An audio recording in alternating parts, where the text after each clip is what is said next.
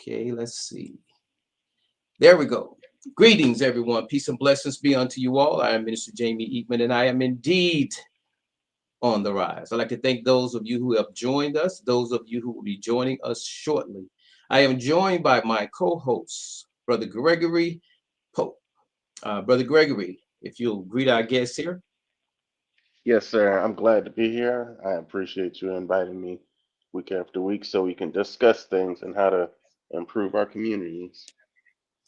All right. And I know here on some of you all may have a little bit of trouble hearing Brother Gregory. So every time I speak, I'll go back over what he did address, and we hopefully will make a night of this. This is a learning experience for TikTok. This is the first time I've tried this, but I am doing it, and we are about it. So again, thank you all for joining us. Brother Greg, you mind giving, well, actually, I'll do a quick review here All right. just so those of you who are listening, again, you all are with me as I am now on the rise. You know that, but this program is the On the Rise movement. We're about educating, motivating, and inspiring individuals to rise above life situations and circumstances. We're gonna. This is a quick review. Last week we talked about a declaration, the We Are Declaration. We are OTR. We are on the rise. That's one of those things where I've been on the rise for a while. I'm Jamie Eatman, and I am on the rise. And if I've been about my work, which is going about educating, motivating, and inspiring, that means that if I'm still on the rise by myself, I haven't done a good job. So there are a few people that are on the rise. For example, my co-host, Brother Gregory, is with me. But this review is that we've talked about the Rise to Prosperity incentive program. We talked about consideration, cooperation, and commitment, and how that brings communities together. We talked about rising and prospering. I kind of reworded some questions today. I'm going to give Brother Gregory a moment, and then I'm going to come with those questions. And those of you who are in TikTok, I wish I had those. Please feel free to share. Our first topic, our topic today is declaration. How many of you ever made a declaration? You know, you've heard songs like "We're on the rise," we're on the move. Ain't no stopping us now. Most of us know that particular song. But when it comes down to theme songs, remember the movie about the guy with the big radio? He had to have his theme song. Well, I got mine, Mm-hmm. and I do have one. So as we go through, though, it's all about the rise. It being on the rise. So as we prepare to get started here, I invite you all. If you have some questions, I'm not that focused on the screen, but as Brother Gregory is taught, I will review them and see if there's anything I need to answer for you all. So again, welcome, welcome, welcome. It is indeed a pleasure to have you all here with us. The first thing, Brother Gregory, I wanted to kind of talk about is problem, part of the problem or part of the solution. What does that communicate to you? You know, if someone just looks at you and they give you a certain look, do you think you recognize a look that implied you are part of the problem versus a part of the solution? I personally uh, don't recognize that look. Uh, if people have given me the look, I don't try to interpret the look because um, we know that communication with words are better than with looks. Okay. Can you all let me know if you can hear Brother Gregory well? I know he's a little low. There's no getting around that. I don't have an amplifier or anything right now, but can you hear him? Please let me know if you can hear him. Uh-uh. Let me try this. Let me try. Sister Jazz said there's something they can send you a request by guest clicking. Oh man, I just had a request that was a guest click. If you'll do that again, I'll accept it. Now I don't know what to do when you get in here, so if you have some admin skills, that's fine. All right. But I was ex brother Gregory about a look. You know, when people look at you sometimes, looks say so very much. And there's this thing Yes. people don't realize that there's this thing called discernment. Some people you can look at them or you can speak a certain way and you wonder, what did I do to them? You know, it might be off, you might be off to a bad start based on that. Would you agree with that, Brother Gregory? I definitely would agree with that. I have gotten some looks where it rubbed me the wrong way, but I do my due diligence and say, hey, what's what's up with the look? If you're not smiling at me, then there's a look. That's the only Right. look I accept without asking about it is smile. So if you're not smiling at me, you okay? You all right? You see what's going on with you? Brother Gregory says you have to smile at him. I apologize for my hand up there from him. Brother Gregory says you have to smile at him. And I could understand why he would say that. But I'm one of those individuals. Whether you smile at me or not, I'm good because I enjoy communicating. And believe it or not, I've made some better relationships with people that didn't smile, Brother Gregory, than some that did. You know, there's that song that used to say, smiling faces till eyes. I don't know if you Hmm. remember that song or not, Brother Gregory. I do. But that song implied, the beware of the handshake. Because some of those same people that shaking your hand, they got a knife, they stab you in your back. But we're talking about being a part of the problem or a part of the solution. In life, if we're honest with ourselves, we can acknowledge if we're part of the problem or part of the solution. But the Right. big problem is that a lot of people, not only can they not, are they not aware that they may be a part of the problem or the solution, but they don't see life in problems or solutions. Some people see life in friends. Hmm. Some see it in race. Some see it as bias. So as long as you fit within a certain category, a lot of people will let you get away with a lot of things. Are you Mm. one of those people, Brother Gregory? I am definitely not. My parents, they taught me to think for myself, and I don't need anyone else to validate how I feel. And uh, some people will say, "Oh, no, that's not how you should be. You should think about no." Because if I rely on other people's feelings of me to dictate how I feel about myself, then that's considered low self esteem. Right. And a prime example is I heard a I don't know if you're familiar with the Carmelo Anthony case where the little black boy stabbed another little white boy at school, and uh, uh, a black woman said, "Oh, they blowing up this thing just because he black. They trying to show other black people that you shouldn't know. They try to show everybody you shouldn't do that." It was the Right. weirdest thing that I saw. A woman was trying to say it was bringing national attention because he was black. I'm like, no, it's because a kid stabbed another kid. That's why it's a national attention. It was the And and weirdest thing. and you're right about that. That's important because people that are like that, we run into problems because when we have a voice, people don't listen as attentively to you as they do when you have a good cry, when you have a great reason, a great protest. If you're Right. protesting for the wrong reason, some of the same people that you would have thought would have been there with you will dismiss you. And I'm one of those individuals because I believe that whatever I get behind, I have to be able to stand behind it. I noticed on our TikTok, my sister Jazz, she writes, "How come every time I glance at my side, I see?" She asks her coworker, "I see you looking."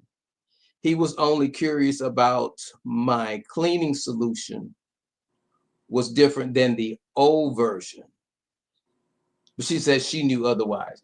Sister Jazz, you know how that is if someone, uh, as men, I don't know if y'all do that or not, but sometimes we're looking and we get caught. And that's what it sounds like. I don't know if he meant anything ill or intent harm or problem with that, but that's kind of what we're touching on, being a part of the problem or the solution. And the fact sounds as though the way you handle it, it was handled in such a way that it saved face. I guess he was pretty quick with his answer though. But this part about being a part of the problem, part of the solution is very important. And if you remember, the name of this broadcast is the On the Rise movement. And On Hmm. the Rise movement, it calls for a mindset. And if you don't have that mindset, or not just you, but if someone doesn't have that mindset and you do, and you're trying to get something done, that means that somebody is going to be in the way, or somebody is going to be a problem. And when you encounter that person, you need to know how to get I most people say around them, Hmm. but I say above them because we are on the rise. And what that means is that when we're confronted with a situation or a circumstance, we rise to the occasion. You don't bow out, because you know if you bow out today, you're going to be expected to bow out tomorrow. If you come across overly aggressive today, people are going to look at you as possibly being over aggressive tomorrow. So somehow in between what you're going through and what you're confronted with, there has to be a way of dealing with it that's going to make a difference. And however you do that, it's going to leave either a positive or a negative impression. And let's look at those. Problem, negative. Solution, positive. So we can almost determine what tomorrow will be like based on what we do or fail to do today. So in other words, we have a little bit of impact on what our tomorrows look like. Not only ours, but the tomorrows of others. We talked about, and for those of you who weren't here last week, this may sound strange, but we talked about the R2PIP, which stands for Rise to Prosperity Incentive Program. And Brother Greg, I'm going to put you on the spot. What do you know about that? So the R2PIP is basically an incentive program for us to invest back into our communities, to invest and take part of things that help us as Black people and help us as smaller communities. Prime example, my nurse, she said, "Hey, you have a little dry skin. You need to invest into a better cream." And I said, "Okay, I can do that." And the first thing I did was start looking for Black companies that are owned by Black people, that are made by Black people, and more particularly owned by Black people, and made right here in America. And so I found a company. Uh, they sell the products right there in Walmart. Matter of fact, I mean, I could buy from the website directly from them, but you know, they sell their. It's not like it's hard to find. That's what I'm saying. So Right. same difference, meaning with the R2PIP, we can invest into our community. And if you're listening to this, you have the opportunity to do so. And it's right here in front of you. It's not like you got to go searching for it. Right. Okay. Now I like that. I must not be doing this right. This screen said that I could invite Minister Joy, and I attempted to do so, but nothing happened. So I'm going to ride this out and learn from this experience today. But Brother Gregory was basically saying about a new product that was needed, and he was mindful enough to determine where he was going to try to spend his money to get it. And many of us are not that way, but that's what the Rise to Prosperity Incentive Program is about. And I want to share that with you all, because just like here on TikTok, if you can imagine the number of people here on TikTok, I mean, just imagine people have 20 and 30,000 friends. Imagine those 20 and 30,000 friends. You know, we give these little gifts and so forth to each other. Imagine if we could somehow just get $1 out of those 20 or 30,000 people, $20 or $30,000, and what that $20 or $30,000 could do if utilized in a certain manner. You know, we're great. We're great at planning. Think about this for a moment. We're on TikTok. We can come together as certain groups, like this live here. If I had a certain host or someone assisting me, I know this room would be filled because people follow them. And there's nothing wrong with that. That's a good thing. But my point is, when it comes down to our communities and how we do certain things, we need to examine ourselves. And why do I say that? I'm not the only one that says it. That's been said for so long. That's what I call the narrative. How long have you all, or how many times have you all heard the narrative about how the dollar circulates within communities? And I have to say communities, because if I just told you how long it circulated in one community, you wouldn't know how they compare to other communities. But it's very important that we understand that, because that has a lot to do with the number of jobs that's going to be there. It has a lot to do with, believe it or not, the attitudes. You know, if you have paying someone, they ain't gonna give you the best. But if a person has some job security, they getting paid a good little bit, they're gonna come and they're gonna probably give you their A game. But one thing that adds to that, you know, is getting people to change some of their habits. Why should I do this? I've become accustomed to this. I've become accustomed to that. But if we're going to be about change, we have to go about it in a manner that we are proactive in making it happen. As a matter of fact, proactive isn't enough. We have to be intentional. Let me give you all an example of something I shared with someone. I thought it was, after I finished it, I thought, wow, that was great. This young lady, she friended me today, and I went and looked at her videos, and she spoke real softly. And she said that she had something done, and she showed these 2 scars she had.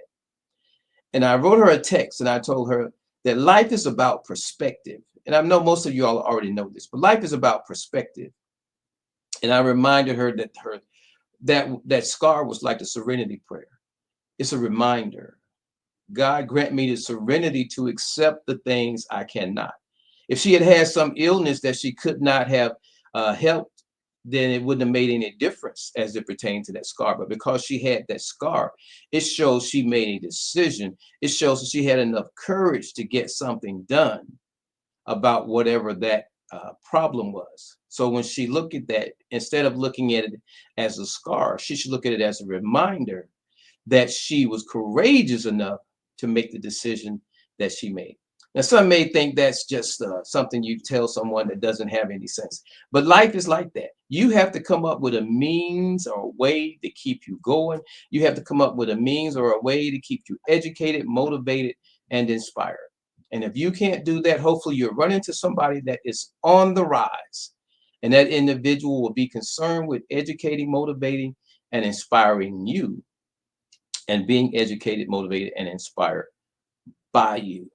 So going back to the R2P, Rise to Prosperity Incentive Program, I'm not going to get too deep in that. That'd be for another day. But the program has what I call incentives and rewards. Incentives and reward. Incentives are those things that when someone comes, they are being incentivized to come and shop with you. And rewards are those things that when a customer comes, they are being rewarded for shopping with you. And facilitating such a program puts you in a place where you have to make sure that people can see it.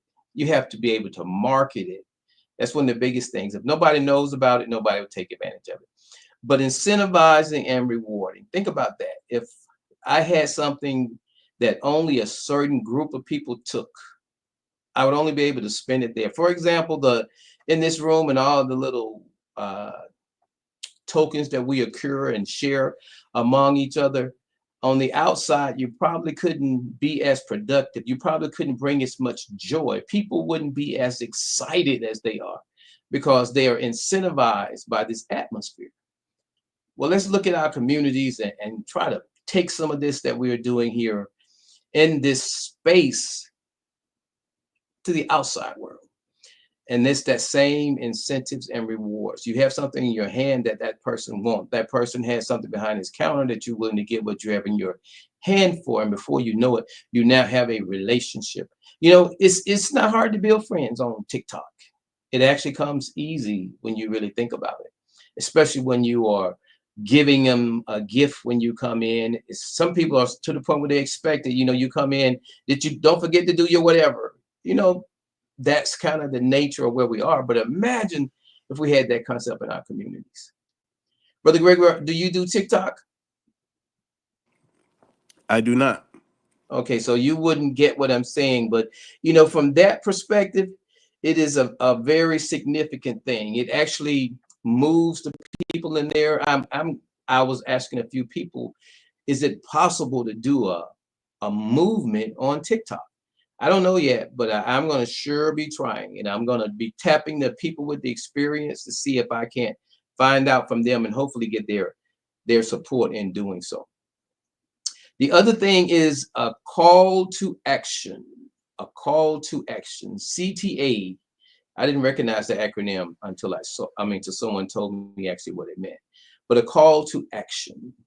And when you look at a call to action, whatever you're doing, according to my friend, probably most people's friend, ChatGPT, when you ask it a question or you ask it to prepare something, it has these fragments that it'll bring together as a whole. And one of them that I found impressive was a call to action. It suggested that I have a call to action. So from that, I learned I'm one of those individuals. I pick up little pieces here and there. So now whenever I do something, I always do a call to action. And because we're talking about the Rise to Prosperity Incentive Program, which very few people know about, in order to make them aware, you have to have a call to action. So that's why I want to talk about this for a moment.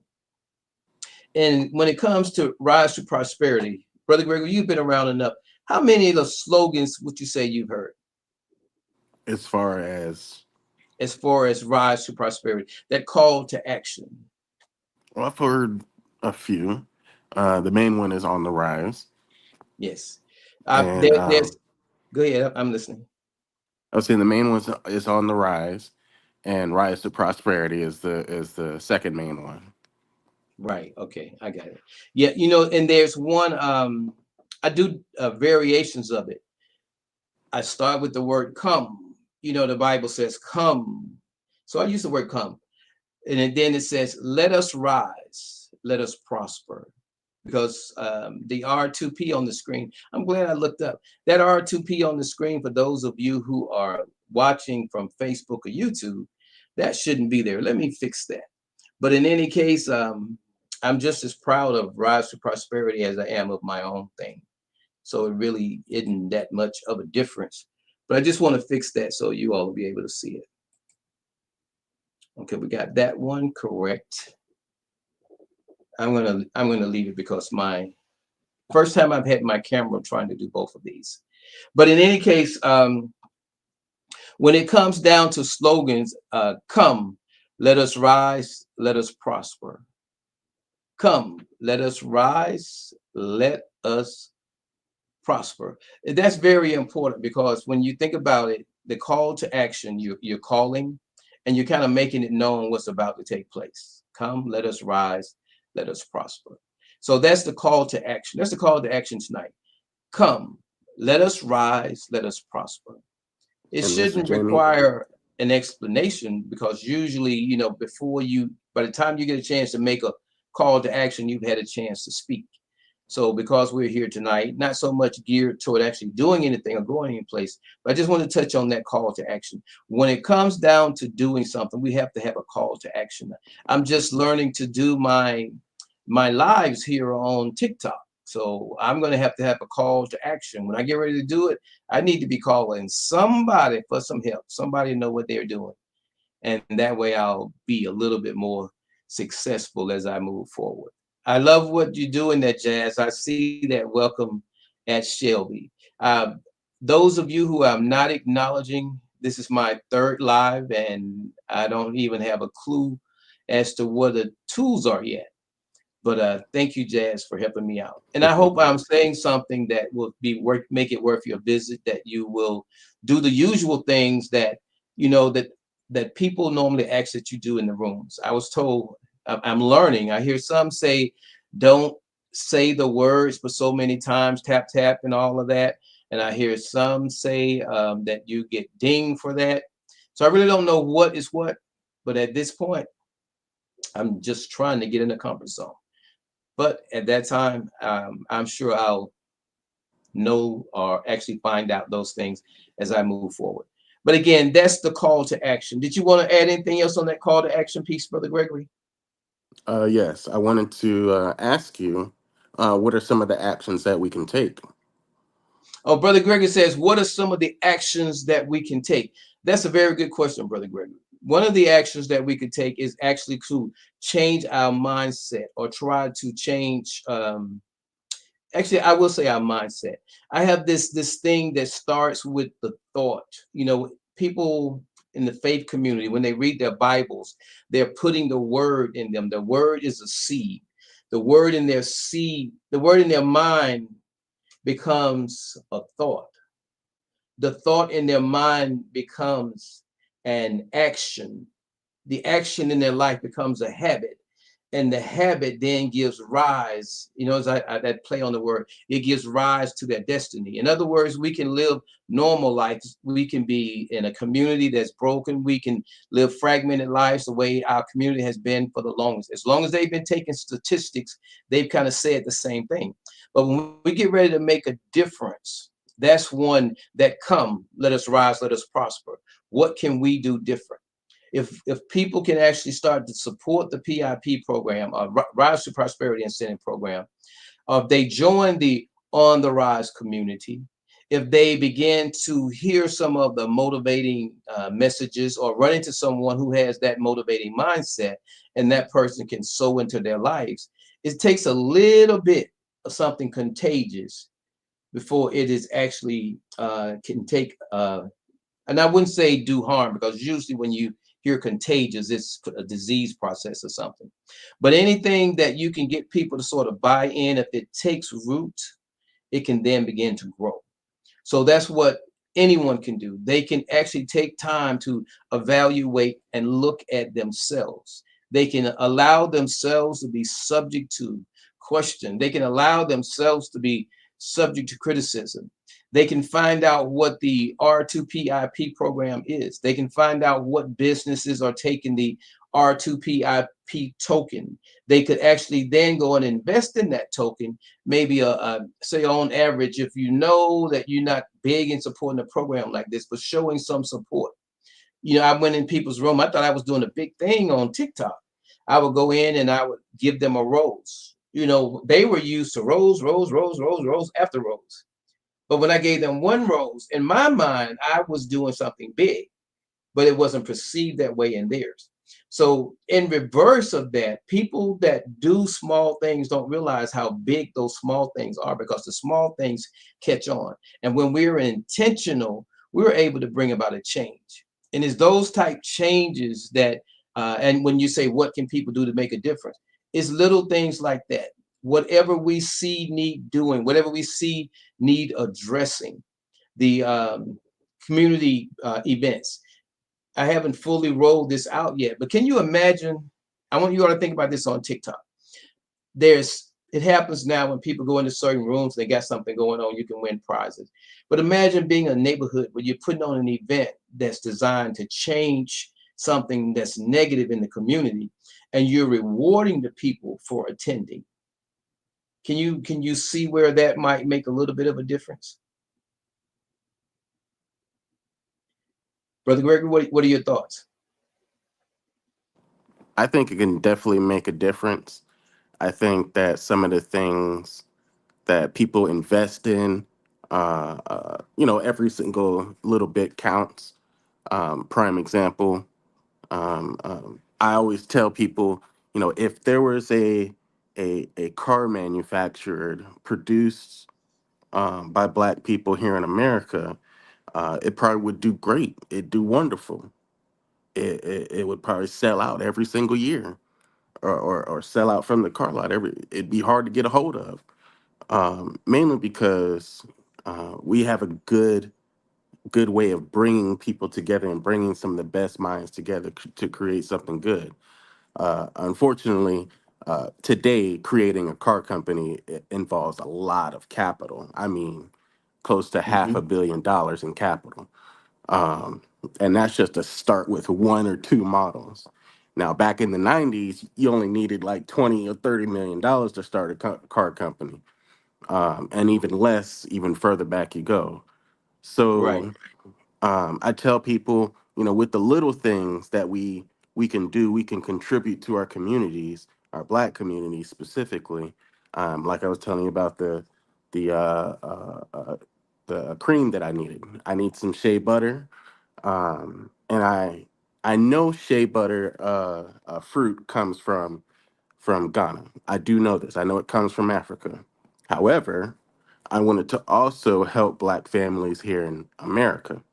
So I looked up Black companies and that make shea butter, and I found them, and I support them. And so they're helping me by getting my skin all shiny and glistening in the summer sun, and I'm gonna support them by hoping they can develop even more products. Right. And what you just said there is very significant. Two things, because one, the world that we live in, depending on our mindset, it can be rather small or it can actually be large. When you mentioned the shea butter coming from Ghana, and you made mention that you looked for someone local here that actually had the shea butter. People may not think it's practical, but there's a lot of products that that's African that are still coming from Africa. The black soaps and things like that. A lot of that stuff is shipped here from Africa. So, and if it's a business you went to of color that has actually sold you the shea butter, whether it's made here or there, you still building the community. But I wanted to say that because when it comes down to supplies, equipment, raw material, that is a big problem, because if you set up a system, people always talk about we need our own money, we need our own money.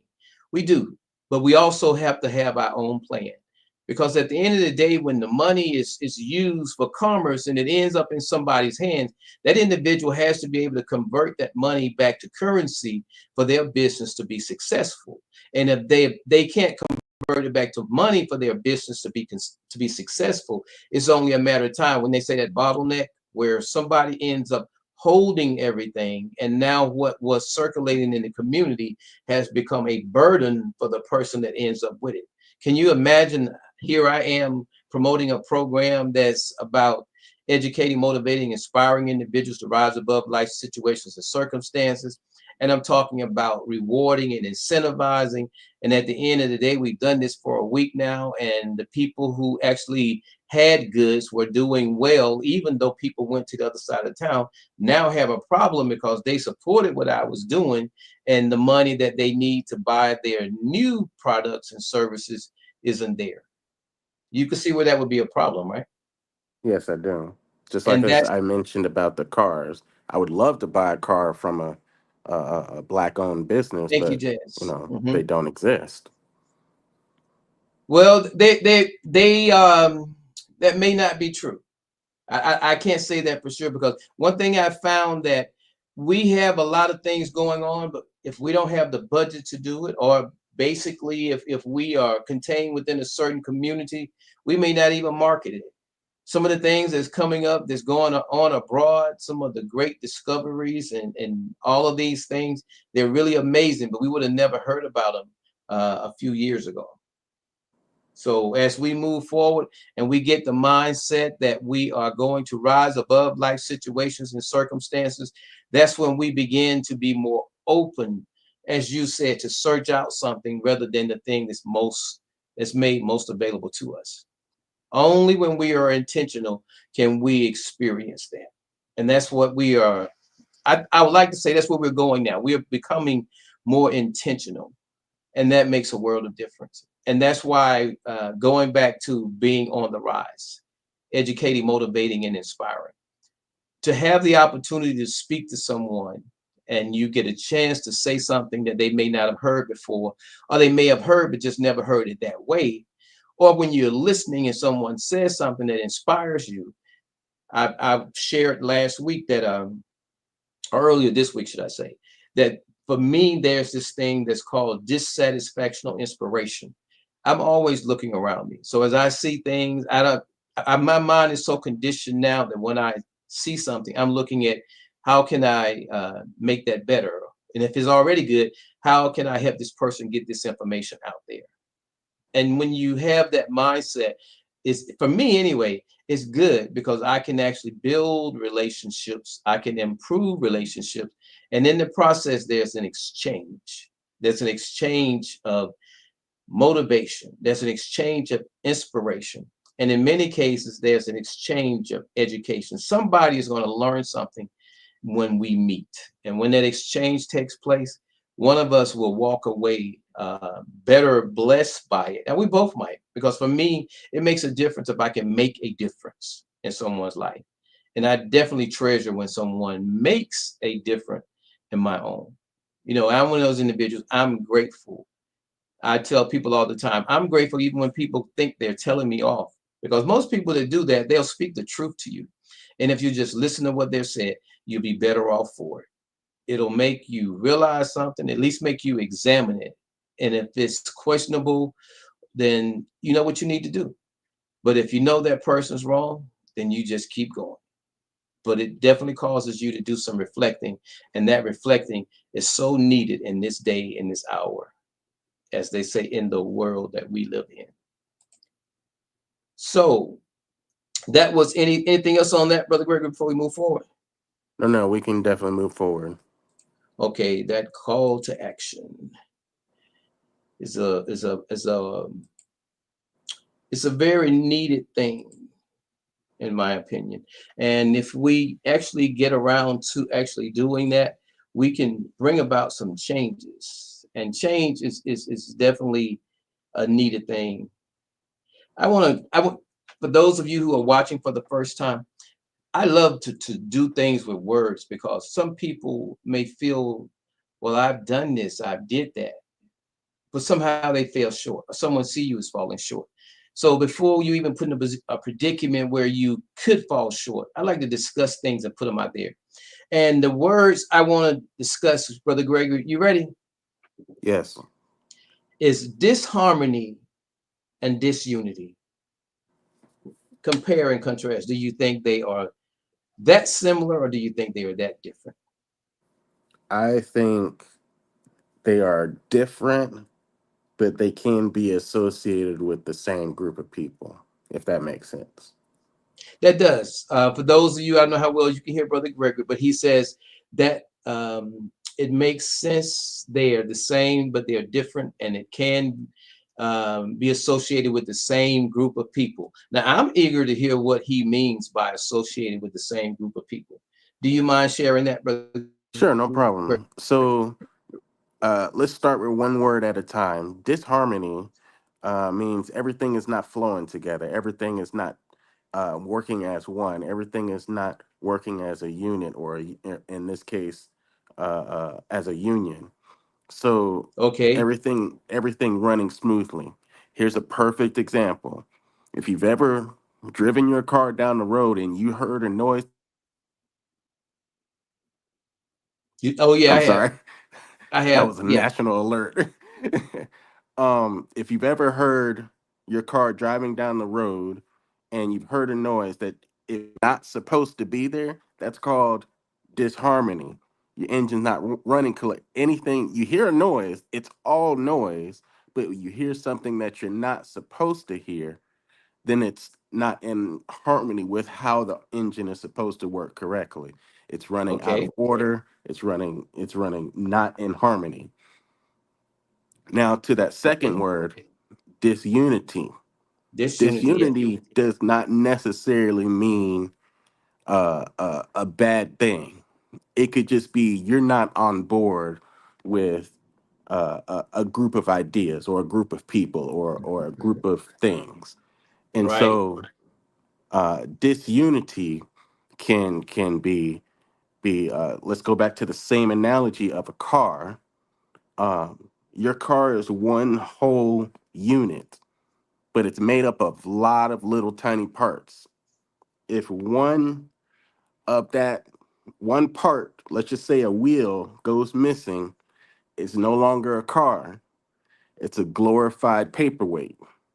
And so at that point, it's not unified and it can't operate correctly. So therefore, it can be used as parts. It gets split up. People Right. sell off the parts and do this, that, and the third. So when it's unified and it's working in harmony, it's a very good car. But if it's not unified, there's no way it can work in harmony, and therefore it's very little tiny pieces that just happen to be in the same area. So that's what Right. I mean by disharmony and disunity. They're two separate things, but they Hmm. can be the same group of people, in this case, the same car. Okay. Now, I like what you said, and I apologize if you all weren't able to hear everything my brother said, but he was saying that these two terms here, um, they have a place, both of them. And disunity in reality doesn't even necessarily have to mean disunity, as in not entirely together. It just could mean in the way in that they flow. But I kind of look at those just the opposite, Brother Gregory. And I shouldn't say just the opposite. I look at them a little differently, because I look at a community, If a community is going to grow, it has to work in harmony. Let's use the human body, for example. Most people don't get it, but when you go to the gym, there's these different type of exercise you do. There's these cardiac exercises that works the heart. There's these exercises you do that works your lungs. There's these exercises you do that works your muscles. And if you don't do them in, I guess you say balance them, you could end up going to the gym every day and not being healthy in all areas. And if you can think about it, a person, and I've seen this myself. I used to be in the military. I used to like to run. Been a long time since I went running. But I was going to the mailbox and I actually took a little sprint. You get that thing with, hey, I still got it. And man, by the time I stopped, it was like, where'd the air go? Why is my mouth so dry? All these things here. And then, it affects your heart rate. So all these things here that's not working in harmony, it prevents you from being all you can be. So if my body can do that, imagine my community. Imagine my community. I think about the thought of something that the Bible says about how a person can cut off his arm and whatever and still be whole.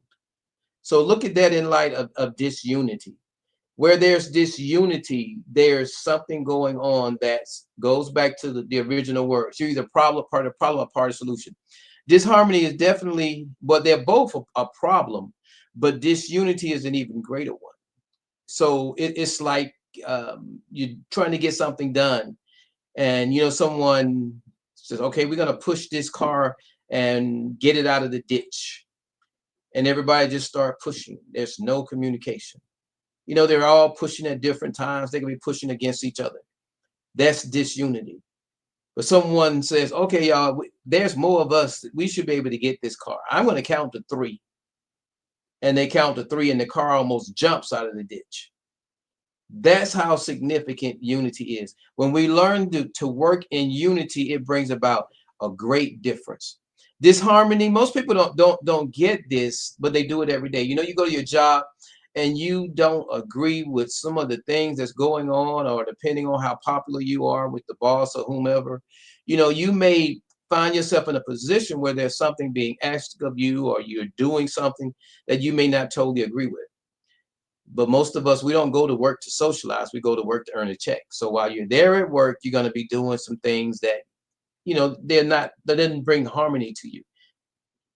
And what you're doing and the way you do it, it might not be so harmonious for your boss, because he thinks you could have done it better, worse, or more of it, or whatever the case may be. But these two words are very important, especially when you start looking at a program like I was telling you about. The rise to prosperity. The first thing is rise to prosperity. We're not trying to half-ass do anything. We're trying to do something to the point where we're going to make a difference. We're trying to do something to a point where we're going to rise above situations and circumstances. Situations and circumstances are those things that keep us where we are. They are boundaries. We don't go beyond certain situations, and I will not do certain things because of circumstances. So when we get to the point where we want to rise above that, you said, what can we do, Brother Gregory? We can rise to the occasion. Life is full of occasions and opportunities. If you all don't remember nothing else, remember this. Take the occasion. When I write in your room or I write in something and I say rise to the occasion, it sounds so simple. Plain words, rise to occasion. But every day we are presented with opportunities. From the time you raise up to the time you lay down, your whole day is full of opportunities. But what makes an occasion different is when you do something. When you do something, that opportunity became an occasion. So if you had to tell someone about your day, you couldn't tell them about an opportunity that you had. You would not have to tell them about what you took the occasion to do. And when we rise to the occasion, it's those things that we're confronted with every day. We don't know what it's going to cost us. We don't know how it's going to be taken. And if not out of fear, we just don't want to rock the boat. But when we rise to the occasion, here we are, here I am. and I'm going to make a difference. This is what I'm going to do. I'm going to do this.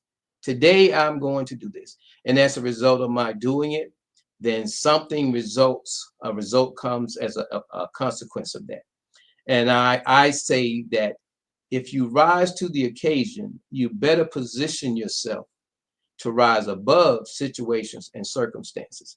And what I mean by that is if you're not willing to at least deal with the challenges, you're going to always be overcome by them. I want to take a moment and I want to acknowledge my friend Talithia.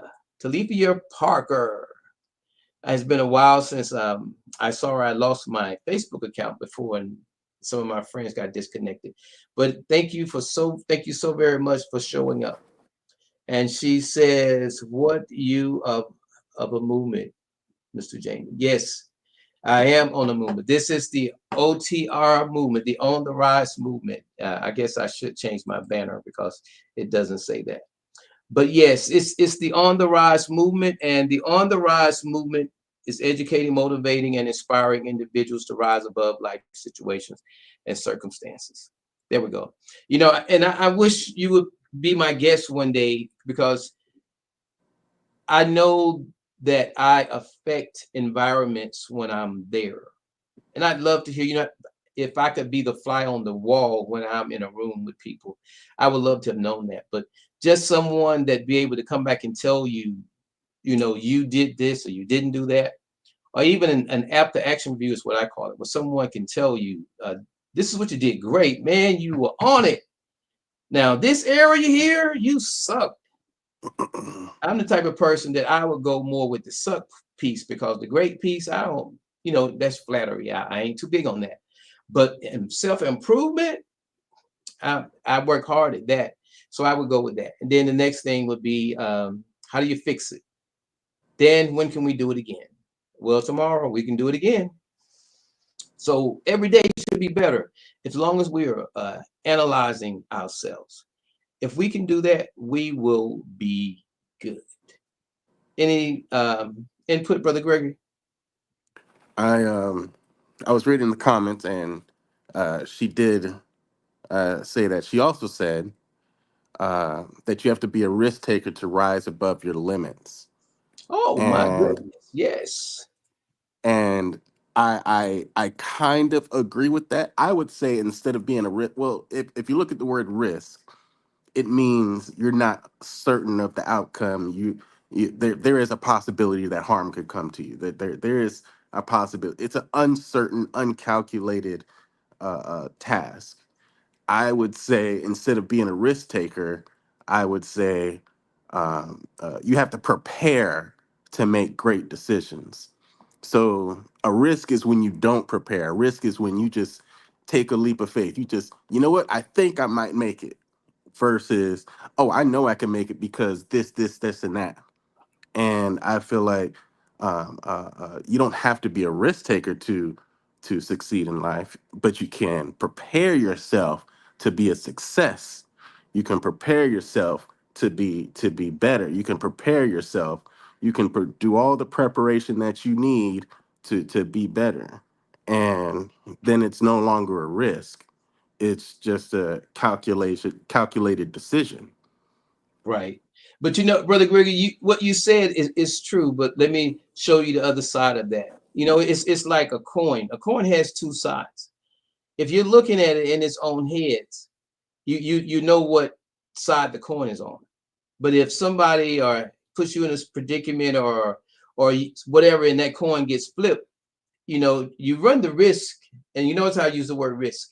Risk is a word that the way you used it is an uncertainty and a risk of harm. That may not necessarily be a risk of harm. It could be a risk of failure or being incorrect. So I see what she's getting at, and nobody knows if your plan is going to work. What's that saying? If your plan doesn't work, you work your plan, you go back and fix the plan. You don't quit. So in other words, there's this opportunity that can occur. There's a lot of risk involved. I mean, think about it. We jump in our car, we're going down the highway, 80 miles per hour. We know we're a good driver, right? But you're taking a risk because the person on the other side may not be. Life But is full of what we call assumptions that would fit in that, if in reality, that risk category. So I kind of get what she's saying. If you've never right, done something before and you're actually going to do it, that's the rise to the occasion. I'm going to rise to the occasion to do this. I may fail, but I'm going to do it. That's that commitment. That's that rise to the occasion. You can only rise above situation and circumstances when you position yourself to do so. And not knowing, if you think about it, faith is a funny thing. We always hear the story about Peter walking on the water. He had enough faith to ask, but what happened? It shouldn't have been no risk. He had started walking. Definitely should have been no risk. But then when he started to sink. So when those things occur, we have to get beyond them. We have to rise above them. And we have to, as that expression goes, we have to keep it moving. So we have to be prepared for that. There may be some setbacks. There may be a flat tire along, whatever it is, but you just got to hmm fix that and keep going. So I get what you're saying about, when we should be kind of certain, we should have studied it long enough. That's one thing. But another thing is maybe somebody's not at work one day and somebody says, I need someone to do this. And you're looking for career progression, you should be the first one to say, I'll do it if you know how to do it and you'd be comfortable doing it. But imagine someone's not at work and you're above that job and the person says to you, I need for you to do this. And you are not certain about that. So each one of those bring or present you with something that may be uncomfortable, but we have to get through it. So we rise to the occasion, we rise above it, and we continue to rise in the right. process.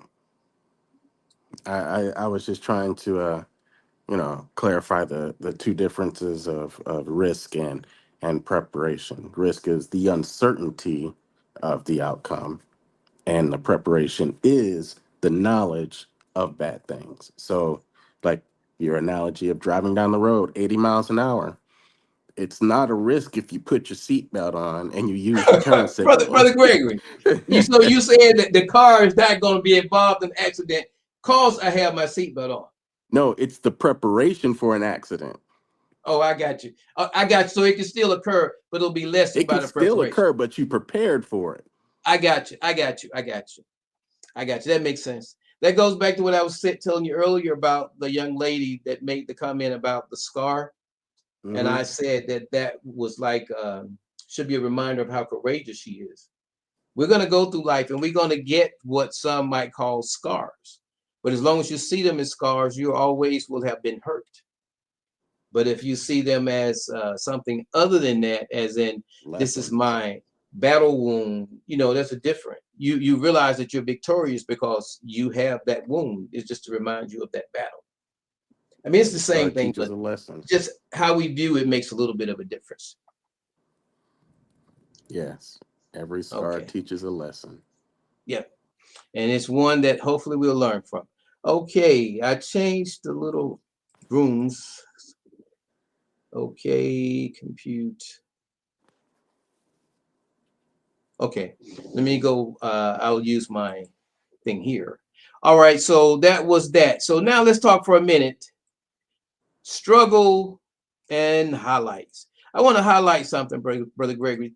Hmm I am on the rise. The first time you heard that statement, what did you honestly think? the first time I heard it, and what I honestly thought was, oh, they going places. They making big moves in life. I can appreciate. I'm a watch. I'm a watch it and see what moves they make. Okay. Well, what happened that you stopped watching and you got on board? I stopped watching uh when you said that.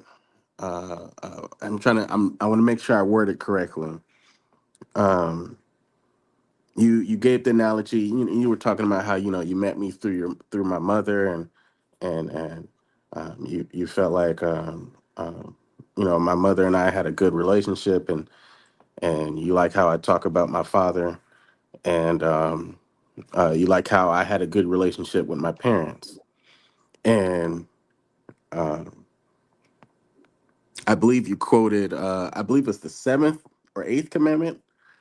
Honor that father and that mother, so that you may Mm-hmm. live in the land of your mother and your father all the days of your life. And I was like, oh, well, shoot. No one's ever told me that I honored my mother and my father. And I've been around pastors, I've been around ministers, I've been around deacons, I've been around people from the church. And you're the only person that has said to me, you're honoring your mother and your father. And I was like, huh. That was the only, that's probably the first and last time I've heard you quote a scripture to me about me. Right. Yeah, it was the last time, Yeah. but it was a very good point and very good observation. I was like, well, shoot, if he can see that, I'm on board. I want to see where this lead to. Okay. Well, I'll give you another one right now, Brother Gregory. Are you on the rise? I am definitely on the rise.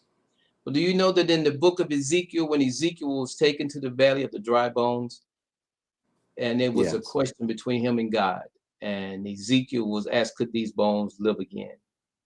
And before anything got started, God assured him, he said that you will know when that I'm God when I have placed my spirit in you. And near the conclusion of everything took place, he said that when they shall rise as an army. So when you say you're on the rise, you are already fulfilling scripture. You're already fulfilling prophecy. I definitely see that, and I try to encourage my siblings and my family and everyone that I love to keep praying and keep moving forward and keep rising up. There you go. So and that prophecy there in the place that you have positioned yourself, you are indeed on the rise. You know, there's so many things when it comes to scripture that they be too easy to use. But sometimes just quoting the scriptures are nowhere near as significant. Like the discussions that we have, they trigger the same response in a person's mind, or maybe even a deeper one than if I gave them a scripture. Do you believe that? I definitely do. Yeah. So it's been a lot more references scripturally than, we may, and I like what you said. And I actually take that as a compliment because that's my intent. I don't go and pull scriptures. I like to pull the wisdom of the scriptures, if that makes sense. Yes. Oh, all right. We're coming near the end of the show, but it looks as though I lost my crowd for the other program that I'm using here. And I Uh-oh. might get them back. I don't know. But in any case, it's been a good show. We got a lot done, and I got to get a system that actually will be louder because I do plan on doing a little bit of this TikTok in conjunction with our program, and I won't know what actually took place in there till I go and get a chance to go and read it. But Okay. I think it was very significant. There was a few comments in there that was great, and we're at a point where we're about 58 minutes. So what we're going to do, Brother Gregory, is I'm going to go ahead and give you the floor and come any way you please, and you can give me your Emmy moment following that. But I want to thank my friend, Mrs. Parker, who joined us, and Miss Flozy. I don't know how she pronounces that, but it's my friend Florence. Peace and blessings be unto you both. Thank you all for joining us. Your mic, Brother Gregory. Yes, I saw Miss Flozy. She came in the room from Ghana, and I was just telling her, telling the room that I I buy shea butter from a black owned company that buys shea butter or the shea tree fruit from Ghana.